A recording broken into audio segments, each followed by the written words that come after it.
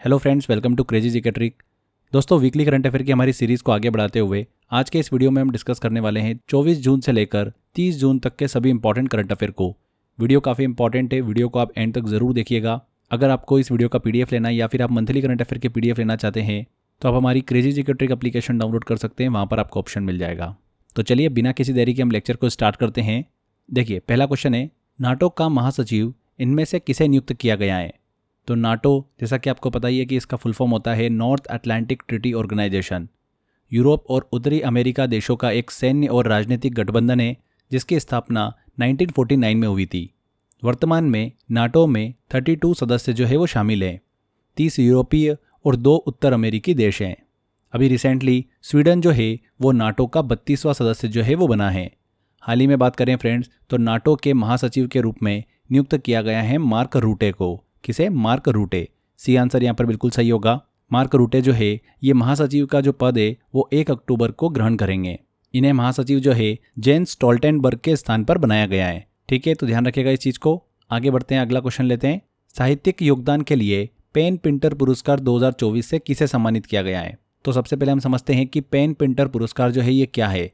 तो ये एक प्रकार का साहित्य पुरस्कार है जो कि यूनाइटेड किंगडम, आयरलैंड या फिर कॉमनवेल्थ नेशंस में रहने वाले साहित्यकारों को दिया जाता है जिन्होंने अंग्रेजी भाषा में नाटक, कविता, निबंध या फिर कथा साहित्य में अपना उत्कृष्ट योगदान दिया हो। कब इसकी शुरुआत हुई थी? 2009 से इसकी शुरुआत हुई थी। नोबेल पुरस्कार विजेता नाटककार हैरोल्ड पिंटर की याद में ये पुरस्कार जो है वो दिया जाता है। बात करें कि 2024 में ये पुरस्कार किसे दिया गया, तो फ्रेंड्स भारतीय लेखिका अरुंधति राय को पेन पिंटर पुरस्कार 2024 से सम्मानित किया गया है। किसे दिया गया है? अरुंधति रॉय को। अरुंधति राय को 1997 में बुकर प्राइज जो है वो भी दिया जा चुका है the God of small things के लिए। तो वो चीज़ भी आप दिमाग में रखिएगा। यहाँ पर सी आंसर बिल्कुल सही होगा। आगे बढ़ते हैं, अगला क्वेश्चन लेते हैं। पद्म भूषण से सम्मानित नर्तक सीवी चंद्रशेखर का निधन हो गया। सीवी चंद्रशेखर का संबंध किस नृत्य से है? काफ़ी इंपॉर्टेंट क्वेश्चन है। किस नृत्य से संबंधित है ये? भरतनाट्यम से। भरतनाट्यम एक प्राचीन भारतीय कला फॉर्म है जिसे तांडव और लास्य के मिश्रण के रूप में भी जाना जाता है। ध्यान रखिएगा, भरतनाट्यम नर्तक थे सीवी चंद्रशेखर। इन्हें कला के क्षेत्र में योगदान के लिए पद्म भूषण, कालिदास सम्मान, संगीत नाट्य अकादमी पुरस्कार, ये सभी सम्मान जो है वो दिए जा चुके हैं। सीवी चंद्रशेखर भरतनाट्यम से संबंधित है। A answer. अगला क्वेश्चन लेते हैं। हाल ही में केंद्र सरकार के द्वारा पब्लिक एग्जामिनेशन एक्ट 2024 लागू किया गया। यह संसद में कब पारित किया गया था? बहुत ही इंपॉर्टेंट क्वेश्चन है और बहुत ही ज़्यादा सुर्खियों में है, तो आने वाली एग्जाम में पूछा जा सकता है क्वेश्चन। देखिए, लोक परीक्षा कानून 2024 की बात करें, जिसे पब्लिक एग्जामिनेशन एक्ट 2024 के नाम से भी जाना जाता है, इसे फरवरी 2024 में पारित किया गया था। लोक परीक्षा कानून 2024 के दायरे में कौन कौन सी एग्जाम आएगी?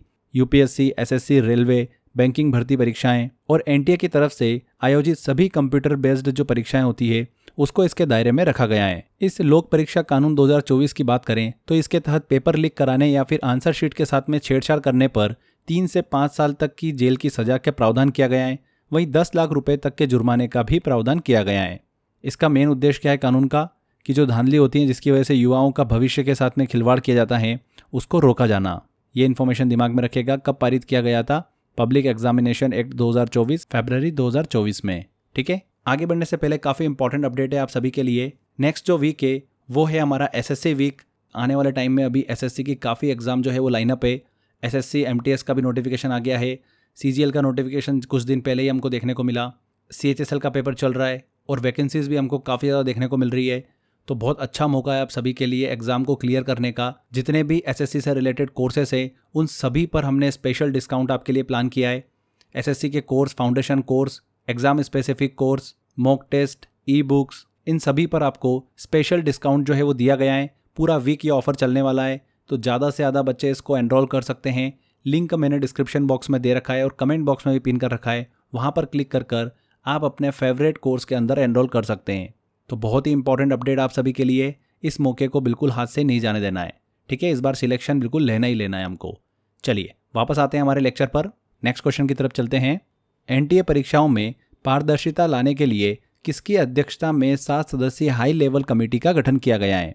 तो नीट जैसी हाल ही में देखिए राष्ट्रीय स्तर की परीक्षाओं में गड़बड़ी के मामले सामने आने के बाद शिक्षा मंत्रालय ने एनटीए, नेशनल टेस्टिंग एजेंसी जो होती है, उसकी परीक्षाओं में गड़बड़ियों को रोकने और पारदर्शिता, ट्रांसपेरेंसी लाने के लिए 7 सदस्यीय हाई लेवल कमेटी का गठन किया है। इस कमेटी के अध्यक्ष जो है वो किसे बनाया गया है? इसरो के पूर्व चेयरमैन के राधाकृष्णन को।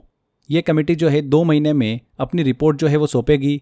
साथ साथ एनटीए के structure, functioning, exam process, transparency और डेटा सिक्योरिटी प्रोटोकॉल को सुधारने के लिए शिक्षा मंत्रालय को भी सुझाव देगी। ठीक है, किसकी अध्यक्षता में बनाया गया है? के राधाकृष्णन की अध्यक्षता में ये कमेटी का गठन किया गया है। आगे बढ़ते हैं, अगला क्वेश्चन आता है 24 जून को 18वीं लोकसभा का पहला सत्र प्रारंभ हुआ। इस दौरान नवनिर्वाचित सांसदों को शपथ किसने दिलाई? काफी इंपॉर्टेंट क्वेश्चन है। देखिए फ्रेंड्स, नवनिर्वाचित सांसद जो होते हैं उनको शपथ दिलाने का काम करते हैं प्रोटेम स्पीकर। कौन करता है? Pro tem speaker. और प्रोटेम स्पीकर क्या होता है? स्पीकर से रिलेटेड मैंने एक डेडिकेटेड वीडियो बना रखा है, चैनल के ऊपर आपको मिल जाएगा, सर्च करेंगे आप। बहुत ही इंपॉर्टेंट वीडियो है, काफ़ी ज़्यादा सुर्खियों में है स्पीकर वाला पद। तो आने वाली एग्जाम में यहाँ से क्वेश्चन पूछा जा सकता है, तो आप वो वीडियो जो है एग्जाम में जाने से पहले ज़रूर देख के जाइएगा। यहाँ पर हम बात कर रहे हैं कि नवनिर्वाचित सांसदों को शपथ किसने दिलाई? तो प्रोटेम स्पीकर के द्वारा शपथ दिलाई गई। और प्रोटेम स्पीकर किसे बनाया गया था 18वीं लोकसभा के सत्र के दौरान? भर्तृहरि महताब को। किसे बनाया गया था? भर्तृहरि महताब। यहाँ पर सी आंसर बिल्कुल सही होगा। इसी के साथ साथ जो लोकसभा स्पीकर का चुनाव होता है उसको कराने का काम भी किसका होता है? प्रोटेम स्पीकर का ही होता है। ध्यान रखिएगा, प्रोटेम स्पीकर सदन का एक अस्थायी अध्यक्ष होता है। इसके बारे में हमारे संविधान के आर्टिकल 95(1) के तहत जो है वो प्रावधान किया गया है कि इसकी नियुक्ति जो है वो राष्ट्रपति द्वारा की जाती है। और काम क्या होता है? निर्वाचित सदस्यों को शपथ दिलाना। क्लियर? चलिए आगे बढ़ते हैं, अगला क्वेश्चन लेते हैं। निम्नलिखित में से किस शहर को यूनेस्को द्वारा भारत के पहले साहित्यिक शहर के रूप में मान्यता प्रदान की गई है? तो साहित्यिक शहर के रूप में मान्यता जो है वो यूनेस्को द्वारा किसे दी गई? कोझिकोड को।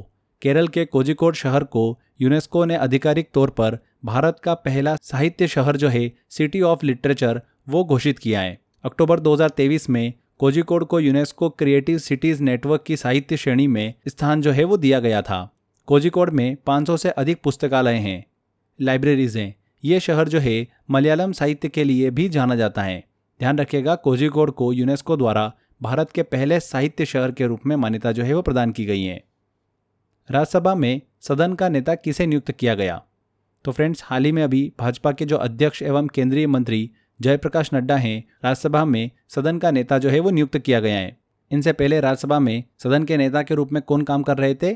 केंद्रीय मंत्री पीयूष गोयल काम कर रहे थे। उनका स्थान किसने लिया है? अब जयप्रकाश नड्डा ने लिया है। इसके अलावा ये चीज़ भी ध्यान रखिएगा कि 18वीं लोकसभा के मंत्रिमंडल में जयप्रकाश नड्डा को स्वास्थ्य मंत्रालय जो है वो भी दिया गया है। यहाँ पर हम राज्यसभा के नेता की बात कर रहे हैं, तो वरिष्ठतम मंत्री जो राज्यसभा का सदस्य होता है उसको प्रधानमंत्री द्वारा सदन के नेता के रूप में नियुक्त किया जाता है। सदन का नेता जो होता है वो सदन में सरकारी बैठकों और कामकाज के आयोजन के लिए जिम्मेदार होता है। हमारे संविधान में इस पद के बारे में कहीं पर भी उल्लेख हमको देखने को नहीं मिलता है। ये राज्यसभा के नियमों के तहत जो है वो प्रदान किया जाता है। ठीक है, आगे बढ़ते हैं। अगला क्वेश्चन आता है, भारत ने अंडर 17 एशियाई कुश्ती चैंपियनशिप में कुल कितने पदक जीते हैं? तो अंडर 17 एशियाई कुश्ती चैंपियनशिप की बात करें तो इसका आयोजन हाल ही में अभी जॉर्डन में किया गया। भारत ने कुल 11 पदक जो है वो अपने नाम किए हैं। 4 स्वर्ण पदक, 2 रजत पदक और 5 कांस्य पदक, कुल मिलाकर 11 पदक भारत ने अपने नाम किए हैं। यहाँ पर इंटरेस्टिंग चीज़ ये है कि भारत को जो 4 स्वर्ण पदक जिताए हैं वो 4 महिलाओं ने जिताए हैं। दीपांशी, मुस्कान, रजनीता और मानसी लाठेर ने भारत को स्वर्ण पदक दिलाए हैं। ध्यान रखिएगा, 11 कुल मिलाकर भारत ने पदक जीते हैं। अगला क्वेश्चन है, UNCTAD की रिपोर्ट के अनुसार वर्ष 2023 में भारत प्रत्यक्ष विदेशी निवेश मतलब FDI के मामले में कौन से स्थान पर है? फॉरेन डायरेक्ट इन्वेस्टमेंट के मामले में 2023 में भारत की रैंक जो है वो क्या है? तो भारत जो है वो 15वें स्थान पर है। देखिए, FDI जो होता है, फॉरेन डायरेक्ट इन्वेस्टमेंट, ये क्या होता है? किसी एक देश की कंपनी का दूसरे देश में किया गया इन्वेस्टमेंट जो होता है, निवेश जो होता है, वही क्या कहलाता है? फॉरेन डायरेक्ट इन्वेस्टमेंट कहलाता है। हाल ही में UNCTAD द्वारा FDI से संबंधित रिपोर्ट जो है वो जारी करी है। UNCTAD का फुल फॉर्म क्या होता है? United nation conference on trade and development. इस रिपोर्ट के अनुसार दुनिया में 2022 की तुलना में 2023 में कुल FDI में 2% की गिरावट जो है वो दर्ज की गई है। सबसे ज़्यादा FDI मतलब फॉरेन डायरेक्ट इन्वेस्टमेंट प्राप्त करने वाला जो देश है वो कौन है? अमेरिका है। अमेरिका जो है वो पहले नंबर पर है। 311 बिलियन अमेरिकी डॉलर का FDI जो है वो प्राप्त हुआ है। अगर हम भारत की बात करें तो 2022 की तुलना में 2023 में भारत में FDI जो है वो 43% की गिरावट जो है उसमें दर्ज की गई है। 2023 में भारत में कुल FDI जो आया है फॉरेन डायरेक्ट इन्वेस्टमेंट वो आया है 28 बिलियन डॉलर का, जबकि 2022 में ये 49 बिलियन डॉलर का था। और 2022 में भारत को रैंक मिली थी 8वीं रैंक, वहाँ से गिरकर 2023 में भारत की रैंक हो गई है 15वीं। तो 15वें स्थान पर रखा गया है भारत को। तो यहाँ पर डी आंसर बिल्कुल सही होगा।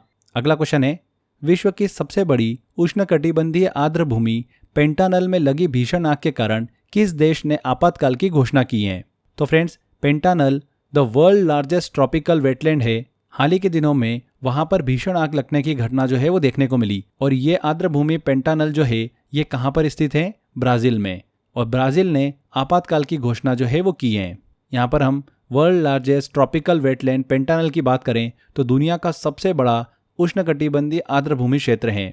कहाँ पर स्थित है ये? दक्षिण अमेरिका के 3 देश बोलीविया, ब्राजील और पैराग्वे में ये फैला हुआ है। ध्यान रखिएगा, किस देश ने आपातकाल की घोषणा की है? ब्राजील ने। अगला क्वेश्चन लेते हैं, 18वीं लोकसभा के लिए लोकसभा अध्यक्ष किसे चुना गया है? तो फ्रेंड्स, 18वीं लोकसभा के लिए लोकसभा अध्यक्ष के रूप में पुनः ओम बिरला को नियुक्त किया गया है। किन्हें? ओम बिरला को। ओम बिरला जो है ये राजस्थान के कोटा लोकसभा सीट से सांसद हैं, जो पहली बार 17वीं लोकसभा में लोकसभा अध्यक्ष चुने गए थे। लोकसभा अध्यक्ष जो होता है, लोकसभा का स्पीकर जो होता है, उसकी रिस्पॉन्सिबिलिटी होती है लोकसभा का संचालन करना। हमारे संविधान में आर्टिकल 93 में इसका उल्लेख हमको देखने को मिलता है। पहले लोकसभा स्पीकर कौन थे? गणेश वासुदेव मावलंकर थे। पहली महिला अध्यक्ष कौन थी? मीरा कुमारी थी। ये चीज़ भी आप दिमाग में रखिएगा। यहाँ पर ओम बिरला बिल्कुल सही आंसर है।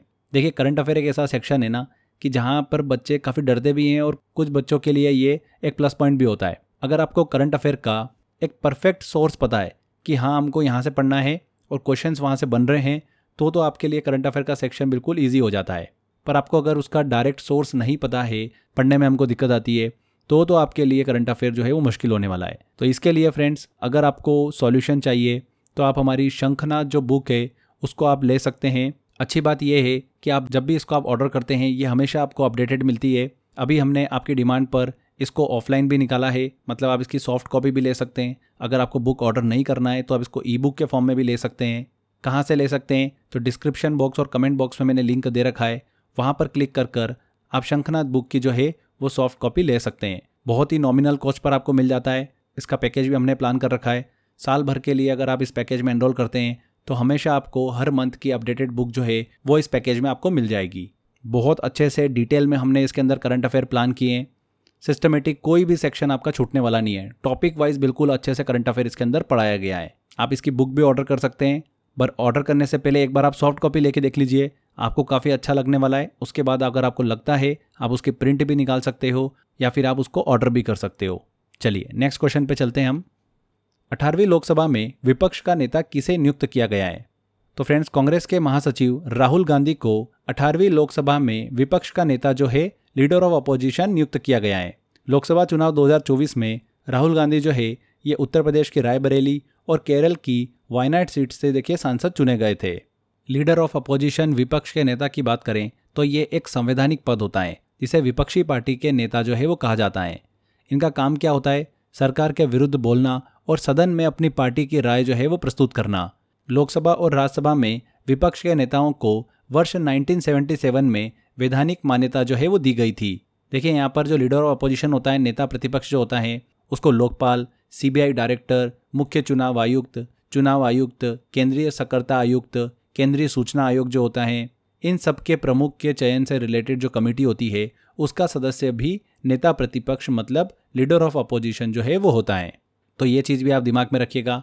देखिए, लीडर ऑफ अपोजिशन से रिलेटेड अगर आपको एक डेडिकेटेड वीडियो चाहिए तो कमेंट बॉक्स में कमेंट करिएगा। अगर डिटेल में अच्छे समझना है तो उस पर भी मैं आपके लिए एक शानदार सा वीडियो जो है वो प्लान कर दूंगा। चलिए आगे बढ़ते हैं। अगला क्वेश्चन आता है, केरल के विधानसभा ने केरल का नाम बदलकर केरलम करने का विधेयक जो है वो पारित किया है। राज्यों का नाम किस अनुच्छेद के तहत जो है वो बदला जाता है? काफ़ी इंटरेस्टिंग क्वेश्चन है। देखिए, केरल विधानसभा ने हाल ही में अभी देखिए राज्य का नाम बदलकर केरलम करने का एक प्रस्ताव जो है वो पारित किया है। ये प्रक्रिया जो है संसद या फिर राज्य विधानमंडल द्वारा जो है वो शुरू की जा सकती है। ये हमारे संविधान का अनुच्छेद जो है वो 3 से रिलेट करता है। राज्य का नाम बदलने की कार्रवाई संविधान के अनुच्छेद 3 के तहत की जाती है। यह अनुच्छेद संसद को कानून बनाकर किसी भी राज्य का नाम बदलने का अधिकार जो है वो देता है। इसके लिए राष्ट्रपति की सिफारिश पर संसद में विधेयक पेश किया जाता है। इसके बाद राष्ट्रपति उस विधेयक को संबंधित राज्य के विधानमंडल को उसके विचार जानने के लिए भेजता है। राज्य के नाम में परिवर्तन से संबंधित विधेयक संसद के प्रत्येक सदन में साधारण बहुमत से पारित होता है और फिर लास्ट में राष्ट्रपति की मंजूरी के बाद यह अधिनियम जो है वो बन जाता है और परिवर्तित नाम जो है वो संविधान की पहली और चौथी अनुसूची में दर्ज जो है वो किया जाता है। तो ये प्रोसेस होती है हमारे संविधान के आर्टिकल 3 से संबंधित है। A answer. नेक्स्ट क्वेश्चन है, इंटरनेशनल सोलर अलायंस का 100वां सदस्य कौन सा देश बना है? तो दक्षिण अमेरिकी देश पैराग्वे जो है ये इंटरनेशनल सोलर अलायंस का 100वां सदस्य बन गया है। वर्तमान में कुल 119 देशों ने ISA मतलब इंटरनेशनल सोलर अलायंस फ्रेमवर्क समझौते पर हस्ताक्षर किए हैं, जिसमें से 100 देशों ने इसकी सदस्यता की पुष्टि की है। ISA के बारे में जैसा कि आपको पता ही है, अंतर्राष्ट्रीय सोलर अलायंस के बारे में कि इसका गठन 2015 में किया गया था। भारत और फ्रांस ने संयुक्त रूप से COP21 के दौरान जो है वो इसका गठन किया था। वर्तमान में इसके महानिदेशक कौन है? अजय माथुर हैं।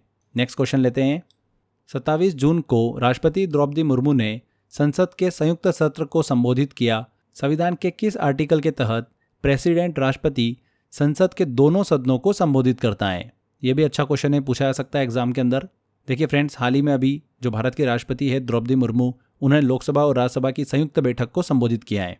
18वीं लोकसभा के गठन के बाद संसद की संयुक्त बैठक में राष्ट्रपति द्रौपदी मुर्मू का ये पहला संबोधन था।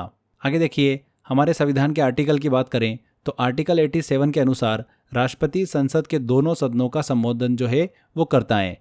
दो मुख्य अवसर होते हैं जब राष्ट्रपति संसद के दोनों सदनों को विशेष रूप से संबोधित करते हैं।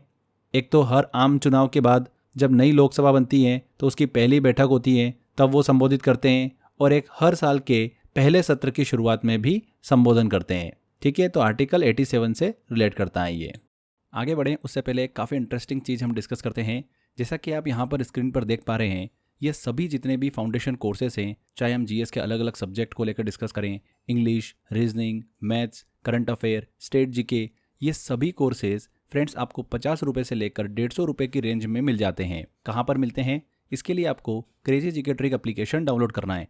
वहाँ पर आपको ये सारे कोर्सेज जो है वो मिल जाएंगे। मैंने लिंक डिस्क्रिप्शन बॉक्स में दे रखा है, वहाँ पर क्लिक कर आप डाउनलोड कर सकते हैं, और इस PDF को डाउनलोड करने का भी लिंक दिया हुआ है। तो बहुत ही नॉमिनल चार्जेस पर फ्रेंड्स ये सारे कोर्सेज आपके लिए अवेलेबल हैं। इन सभी कोर्सेज में आपको वीडियो लेक्चर्स, नोट्स और इसी के साथ साथ टॉपिक वाइज मॉक टेस्ट भी मिल जाते हैं, तो अच्छे से आप प्रैक्टिस भी कर सकते हैं। तो इसी तरीके से हमने हर एक कोर्स को यहाँ पर डिज़ाइन कर रखा है। आप किसी भी कोर्स को एनरोल करेंगे, आपको पढ़ने में काफ़ी मज़ा आने वाला है। तो एक बार crazy GK trick application download करके ज़रूर देखिएगा। इसके अलावा हमारी एक और एप्लीकेशन है रूट एप्लीकेशन।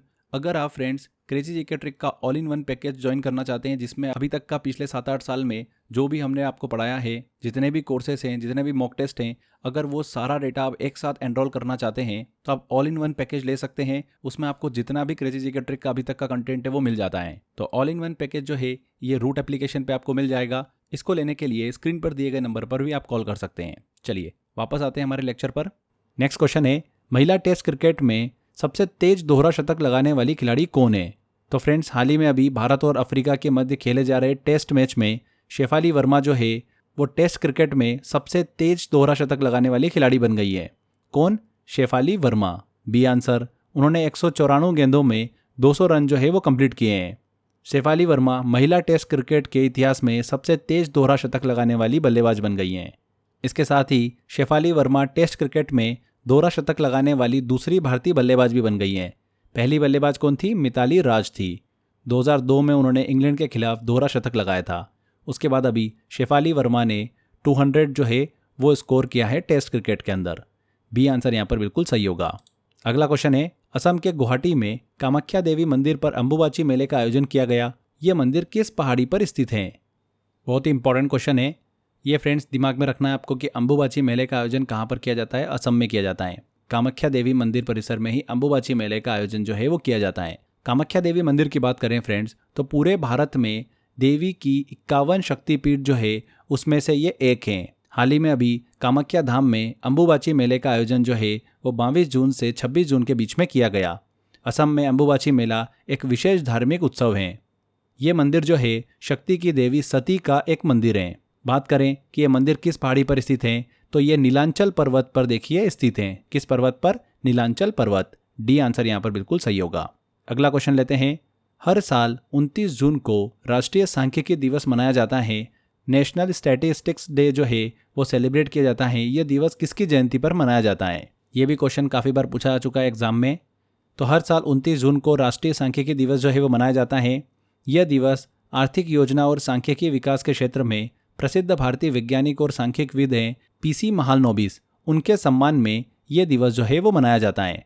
2024 में इस दिवस की थीम क्या थी? Use of data for decision making. पहली बार ये दिवस जो है 2007 में मनाया गया था। यहाँ पर डी आंसर बिल्कुल सही होगा, PC महालनोबिस। नेक्स्ट क्वेश्चन आता है, भारत और किस देश की वायुसेना ने मिलकर एक्सरसाइज हॉपेक्स 2024 का आयोजन किया? तो हाल ही में भारतीय वायुसेना और मिस्र मतलब इजिप्ट की वायुसेना के मध्य एक्सरसाइज हॉपेक्स का आयोजन जो है वो किया गया। ये देखिए हॉपेक्स का चौथा एडिशन था। 21 जून से 26 जून के बीच में इसका आयोजन किया गया। भारत की ओर से राफेल लड़ाकू विमान ने इसमें पार्टिसिपेट किया था। उद्देश्य क्या है इस देखिए एक्सरसाइज का? दोनों देशों के मध्य सहयोग को बढ़ावा देना। तो यहाँ पर इजिप्ट बिल्कुल सही आंसर होगा। नेक्स्ट क्वेश्चन आता है, चर्चित नाथ प्रभु केम्पेगौड़ा की 108 फीट ऊंची प्रतिमा कहाँ पर स्थापित है? तो फ्रेंड्स नाथ प्रभु केम्पेगौड़ा की बात करें तो देखिए इनकी प्रतिमा का अनावरण जो है वो नवंबर 2022 में प्रधानमंत्री नरेंद्र मोदी द्वारा किया गया था। कहाँ पर? बेंगलुरु में। इस प्रतिमा को रामवनजी सुतार जो है उनके द्वारा बनाया गया था। हाल ही में अभी प्रधानमंत्री ने नाथ प्रभु केम्पेगौड़ा को उनकी जयंती पर श्रद्धांजलि जो है वो समर्पित करी है। नाथ प्रभु केम्पेगौड़ा की बात करें तो 16वीं शताब्दी में विजयनगर साम्राज्य के सामंत थे। इनके द्वारा बेंगलुरु शहर की स्थापना की गई थी। इन्होंने ही पेयजल और कृषि की जरूरतों को पूरा करने के लिए बेंगलुरु शहर में लगभग 1000 झीलों को विकसित किया था। ध्यान रखिएगा प्रतिमा कहाँ पर स्थित है? बेंगलुरु में। तो फ्रेंड्स यहाँ पर देखिए हमारे ये 24 जून से लेकर 30 जून तक के सभी इंपॉर्टेंट करंट अफेयर कंप्लीट होते हैं। करंट अफेयर के लिए जैसा आप सभी को पहले मैंने बता रखा है कि वन स्टॉप सॉल्यूशन हमारा एक पैकेज है, एक OSS पैकेज, जिसमें साल भर के आपको सभी करंट अफेयर जो है वो मिल जाते हैं। हर मंथ डिटेल करंट अफेयर की ई बुक मिलती है, जो मैं आपको हर मंथ मंथली करंट अफेयर देता हूँ। उसका डिटेल PDF भी मिलता है आपको, प्लस करंट अफेयर का मॉक टेस्ट भी इसमें दिए जाते हैं, जिससे कि आप अच्छे से प्रैक्टिस कर सके। तो एक कंप्लीट हमने पैकेज बना रखा है आपके लिए। करंट अफेयर की टेंशन बिल्कुल खत्म हो जाती है। तो बहुत बच्चों ने एनरोल कर रखा है। अगर आपने OSS पैकेज एनरोल नहीं किया है तो डिस्क्रिप्शन बॉक्स में लिंक दे रखा है, वहाँ पर क्लिक कर मात्र 149 रुपीज़ में आप साल भर के लिए एनरोल कर सकते हैं। इसमें सबसे अच्छी खास बात यह है कि लेटेस्ट में जो एग्ज़ाम कंडक्ट होती रहती है उनके एग्जाम में पूछे गए करंट अफेयर्स भी हम इसके अंदर ऐड करते हैं, जिससे कि आपको आइडिया लगता है कि अभी करंट अफेयर का ट्रेंड क्या है, किस तरीके से करंट अफेयर जो है वो पूछे जा रहे हैं। तो काफ़ी ज़बरदस्त हमने आपके लिए प्लान किया है, तो एक बार एनरोल करके ज़रूर देखिएगा। तो फ्रेंड्स आज के बस इस वीडियो में इतना ही था। आई होप आपको वीडियो काफ़ी पसंद आया होगा। वीडियो अच्छा लगा है तो वीडियो को लाइक कर दीजिए, शेयर कर दीजिए और कमेंट करके ज़रूर बताइएगा कि वीडियो कैसा लगा। अगर आपने अभी तक चैनल को सब्सक्राइब नहीं करा है तो सब्सक्राइब भी कर लीजिए। मिलते हैं फ्रेंड्स अगले वीडियो में। Till then bye bye.